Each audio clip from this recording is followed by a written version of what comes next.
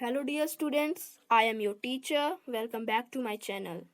Before starting this video, I will request you to please subscribe my channel and also press the bell icon for latest notification of my video. So today we read Nutrient in Plants part 3. I was also make the part 1 and 2 in this chapter. You can see the link of part 1 and 2 at the description box. So let's start the chapter. Content of part 3. This is the content of part 3. First one is plants need nitrogen in a soluble form. Second one is other modes of nutrient in plants. Third one is how does picture plant derives its food from insects. यहाँ इन insects लिखा है तो इन को आप नज़रअंदाज कीजिए और insects बस देखिए. And last one is how can done enrichment of soil. So first we go plants need nitrogen in a soluble form. Plants need nitrogen in a soluble form यानी प्लांट्स को नाइट्रोजन सॉल्यूबल फॉर्म में ज़रूरत होती है. Soil has certain bacteria called rhizobium bacteria which takes atmospheric nitrogen and convert it into water soluble nitrogen components like nitrates and release it into the soil. These nutrients are absorbed by the plants along with water. मतलब मिट्टी के कुछ जीवाणु होते हैं, मिट्टी में कुछ जीवाणु होते हैं जिन्हें राइजोबियम बैक्टीरिया कहा जाता है, जो वायुमंडलीय नाइट्रोजन लेते हैं और इसे पानी के घुलनशील नाइट्रोजन का जो कंपोनेंट होता है जैसे नाइट्रेट में परिवर्तित करते हैं और उसे मिट्टी में रिलीज कर देते हैं और जो कि पौधों के द्वारा एब्जॉर्ब किया जाता है पानी के साथ. So let's go to another topic. Other modes of nutrient in plant यानी कि न्यूट्रिएंट का दूसरा मोड्स यानी other modes in plant. Green plants can make their own food from carbon dioxide and water in the presence of chlorophyll, a green pigment present in a green leaves and sunlight. So, green plants are autotrophic. Plants which do not contain chlorophyll, non-green plants, depend on other living organisms for their food. मतलब हरे पौधे अपना भोजन carbon dioxide और water से chlorophyll और sunlight की उपस्थिति में बनाते हैं. क्लोरोफिल का मतलब हमने देखा था कि ग्रीन पिगमेंट जो कि ग्रीन लीव्स के सरफेस पे प्रेजेंट होता है. तो आगे बढ़ते हैं. तो ग्रीन प्लांट्स हैं वो ऑटोट्रॉफिक होते हैं और जिन पौधों में क्लोरोफिल नहीं होता है जैसे नॉन ग्रीन प्लांट्स वो दूसरे लिविंग ऑर्गेनिज्म पर डिपेंड होते हैं अपने भोजन के लिए. Thus, the plants which do not contain chlorophyll are heterotrophous and their mode of nutrient is heterotrophic. Various types of heterotrophic nutrient are described below. First one is saprotrophic nutrient, parasitic nutrient, insectivorous nutrient, symbiotic nutrient. मतलब वह plant जिसमें chlorophyll content नहीं होता है वो हेटरोट्रॉफस कहलाते हैं और उसका वो मोड न्यूट्रिएंट का हेटरोट्रॉफिक कहलाता है. विभिन्न प्रकार के हेटरोट्रॉफिक न्यूट्रिएंट नीचे दिए गए हैं. पहला है सेप्रोट्रॉफिक न्यूट्रिएंट, दूसरा पैरासाइटिक मतलब परजीवी पोषक, next one is insectivorous nutrient मतलब कीटभक्षी पोषक and last one is symbiotic nutrient मतलब सहजीवी पोषक. तो first we have read saprotrophic nutrient. The plant which derive their food from the dead and decaying organic matter are called saprophytes or saprophytic or saprotrophous. They release digestive enzymes on the decaying matter for animals excrete. These enzymes break down the complex organic compounds and are absorbed by the saprophytes. मतलब वह पौधा जिससे अपना भोजन मरे हुए और सड़े हुए कार्बनिक पदार्थ से मिलता है वह सेप्रोफाइट्स या सेप्रोफाइटिक या सेप्रोट्रॉफस कहलाते हैं. वे पाचन एंजाइम छोड़ते हैं सड़े हुए पशुओं के लिए और ये एंजाइम्स जटिल कार्बनिक यौगिक को तोड़ते हैं और सैप्रोफाइट द्वारा एब्जॉर्ब होते हैं। So let's go to another topic. जैसे कि यहाँ एग्जाम्पल दिया हुआ है मशरूम और ब्रेड मोल्ड का। An extra mile, non-green plants such as fungi, certain bacteria, some flowering plants do not contain chlorophyll। मतलब जो हरे पौधे नहीं हैं जैसे कि फंगी, कुछ बैक्टीरिया और कुछ फूल वाले पौधे, वो क्लोरोफिल उनमें नहीं होते हैं। So let's go to another topic, parasitic nutrients, मतलब परजीवी पोषण। मतलब न्यूट्रिएंट का वो मोड जिसमें एक ऑर्गेनिज्म दूसरे ऑर्गेनिज्म के शरीर से अपना रेडीमेड भोजन प्राप्त करता है, उसे हम पैरासाइटिक न्यूट्रिएंट कहते हैं, मतलब परजीवी पोषक कहते हैं। और हरे पौधे या जानवर जो भोजन प्रदान करते हैं वो होस्ट कहलाते हैं, मतलब मेजबान कहलाते हैं। Next topic is the plant which derive their food from the bodies of the host plant and animals are called parasites or parasitic plants. The parasitic plants may be total parasites or partial parasite। मतलब जो plant दूसरे plant मतलब host plant से भोजन के लिए निर्भर होते हैं, उन पर भोजन के लिए उस मेजबान प्लांट्स पर निर्भर होते हैं, एनिमल पे, उन्हें हम पैरासाइट्स और पैरासिटिक प्लांट्स कहते हैं। द पैरासिटिक प्लांट्स में भी टोटल पैरासाइट और पार्शियल पैरासाइट, यानी वो पैरासाइटिक प्लांट शायद पूरा पैरासाइट होता है या फिर आधा पैरासाइट होता है। फॉर एग्जाम्पल यहाँ दिया हुआ एक पेन टाइप का दिख रहा है, बहुत गजब टाइप का दिख रहा है, वो है टोटल पैरासाइट और ये है पार्शियल पैरासाइट।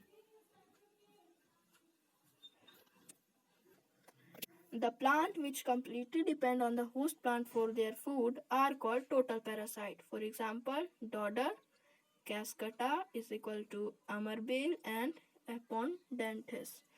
मतलब वो पौधा जो पूरी तरह से होस्ट प्लांट पे डिपेंड होता है अपने फूड के लिए, उसे हम टोटल पैरासाइट कहते हैं।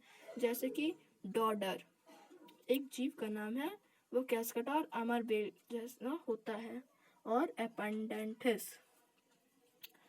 Next topic is the plant which make a part of their food themselves by photosynthesis but derive other components such as water and minerals etc. of food from the host plant are called partial parasites। मतलब वह plant जो food का एक part खुद से बनाता हो photosynthesis के द्वारा, लेकिन बाकी अदर कंपोनेंट्स जैसे वाटर और खनिज मिनरल्स के लिए एक्सेट्रा के लिए होस्ट प्लांट पर निर्भर हो, उसे हम पार्शियल पैरासाइट कहते हैं, यानी कि आंशिक parasites. So let's go to another topic. The mode of nutrient in some plants like Masteletto is partially parasitic, but they make their food themselves and get water and minerals from the host plant। मतलब nutrient का वह mode जो कुछ plant में होता है, जैसे कि मेस्टेलेटो, वो पार्शियली पैरासिटिक होते हैं, लेकिन वो अपना फूड खुद से बनाते हैं, लेकिन वाटर और मिनरल्स के लिए होस्ट प्लांट पर डिपेंड होते हैं। इंसेक्टिवोरस न्यूट्रिएंट मतलब कीटभक्षी पोषण तत्व। The mode of nutrient in which green plants can make their food, मतलब न्यूट्रिएंट का वह मोड जिससे ग्रीन प्लांट्स अपना फूड बनाता है फोटोसिंथेसिस के द्वारा, लेकिन इन इंसेक्ट्स को अपने नाइट्रोजन की कमी के लिए उन्हें पचाता है यानी डाइजेस्ट करता है, और उसके पास एक उपकरण होते हैं इंसेक्ट को ट्रैप करने के लिए। फॉर एग्जाम्पल यहाँ आप देख रहे हैं एक पीचर प्लांट को। How does pitcher plant derive its food from insects? हमने पीछे ही पीचर प्लांट का पिक्चर देखा था, उसी के बारे में आ गया है। Pitcher plant Nepenthes has long peach-like structure hanging from the tip of leaf. It has a lid which can open and close the mouth of peacher for nectar. The lid closes. The insect is trapped and entangled into the hair. The digestive juice is secreted in the peacher and insect is digested. मतलब pitcher plant नेपेंथेस के पास लंबे नोक वाले घड़े होते हैं। मतलब घड़े मतलब वो पीचर जो होता है वो एक घड़े के शेप टाइप के होते हैं, उसे हम घड़े मान लेते हैं। जैसे कि पत्ती की नोक से लटका हुआ ढांचा, इससे एक ढांचा, इसके पास एक लीड होता है, मतलब ढक्कन होता है जो कि खोल भी सकता है और बंद भी हो सकता है। वो पीचर का माउथ होता है जो कि नेक्टर के लिए बंद हो जाता है और उसमें इंसेक्ट फंस जाता है। और जो डाइजेस्टिव जूस होता है वो पीचर के सेक्रेटेड यानी अलग हो जाता है और जो इंसेक्ट होता है वो डाइजेस्ट हो जाता है यानी पच जाता है। Next topic is symbiotic nutrient. The two plants which live together as part of the same plant and mutually helps each other are called symbionts. Such relationships of mutually helping each other is called symbiosis. The mode of nutrient in lichens is symbiotic. A lichen is made up of a fungus and an alga living together. मतलब दो पौधे जो किसी पौधे के भाग के रूप में एक साथ रहते हैं और प्रत्येक की मदद करते हैं वह सहजीवी कहलाते हैं। लगातार एक दूसरे की सहायता करने से यह सहजीवन कहलाते हैं। और न्यूट्रिएंट का मोड साइम्बायोटिक मोड लीचेंस में होता है और लीचेंस एक फंगस और एल्गा के साथ रहने से बनते हैं।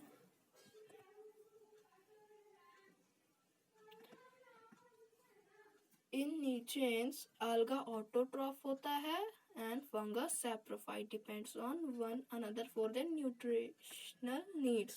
The fungus supplies water and minerals to the alga being green and autotroph. मतलब लीचेंस में एल्गा जो होता है वो ऑटोट्रॉफ होता है, मतलब खुद से अपना खाना बना सकते हैं, और फंगस होता है वो सैप्रोफाइट होता है और वो एक दूसरे पर डिपेंड होते हैं अपने न्यूट्रिशनल नीड्स के लिए यानी पोषक की ज़रूरत के लिए। जो फंगस होता है वो एल्गा को सप्लाई करता है वाटर और मिनरल्स और फिर एल्गा हरा और कॉटोट्रॉफ सिंथेसिस फूड बन जाती है फोटोसिंथेसिस के द्वारा और फंगस को जैविक भोजन की आपूर्ति करती है। Next topic is enriching nutrients in the soil. मतलब मिट्टी में पोषक तत्वों का समृद्ध करना। Plants constantly need nutrients for their growth. They absorb these nutrients from the soil. However, continually growing crops on the same field makes it deficient in vital nutrients like nitrogen. The soil does not get enough time to replenish the lost nutrients naturally. पहले हम यहाँ तक समझ लेते हैं। मतलब पौधे को लगातार पोषक तत्व की आवश्यकता होती है उसके विकास के लिए। वो इन न्यूट्रिएंट को मिट्टी के द्वारा अवशोषित करता है, मतलब एब्सॉर्ब करता है। हालांकि धरती पर लगातार उसी क्षेत्र में बढ़ रही फसलें नाइट्रोजन जैसे महत्वपूर्ण पोषक तत्वों में कमी करते हैं। मिट्टी को पर्याप्त समय नहीं मिलता है इसकी भरपाई करने के लिए। Therefore, in order to keep the plants healthy, the soil needs to be enriched with these nutrients from time to time. इसलिए पौधों को स्वस्थ रखने के लिए मिट्टी को इन पोषक तत्वों से समय समय पर समृद्ध करने की आवश्यकता है। The enrichment of soil can be done in the following ways, यानी मिट्टी का संवर्धन किया जा सकता है इन तरीकों से। First one is adding manure and fertilizers to the soil to increase its fertility. These fertilizers contain potassium and phosphorus. मतलब मिट्टी में खाद और उर्वरक जोड़ना उसकी उपजाऊता बढ़ाते हैं। उसकी उपजाऊता बढ़ाने के लिए यह उर्वरक पोटेशियम और फास्फोरस रखते हैं। Second one is by growing leguminous plants like gram and peas in the field. The root of leguminous plant contain rhizobium bacteria which can fix atmospheric nutrients into a soluble form in the soil. मतलब फलदार पौधे उगाने से मिट्टी में जैसे चना और मटर उसकी जड़ें में राइजोबियम बैक्टीरिया होता है जो कि वायुमंडलीय नाइट्रोजन को मिट्टी में घुलनशील बना देता है। Third one is leguminous plant and rhizobium share a symbiotic relationship with each other. Rhizobium cannot make its own food, therefore gets food and shelter from these plants. The bacteria in return provides the plants with nitrogen. मतलब जो leguminous पौधे और rhizobium होते हैं एक सहजीवी संबंध share करते हैं। राइजोबियम अपना भोजन खुद से नहीं बना सकते हैं, इसलिए इन पौधों से खाद्य पदार्थों और आश्रय मिलता है। जीवाणु बदले में पौधे को नाइट्रोजन प्रदान करते हैं। So this is the end of the chapter. We will meet in another chapter video. Thank you for watching this video.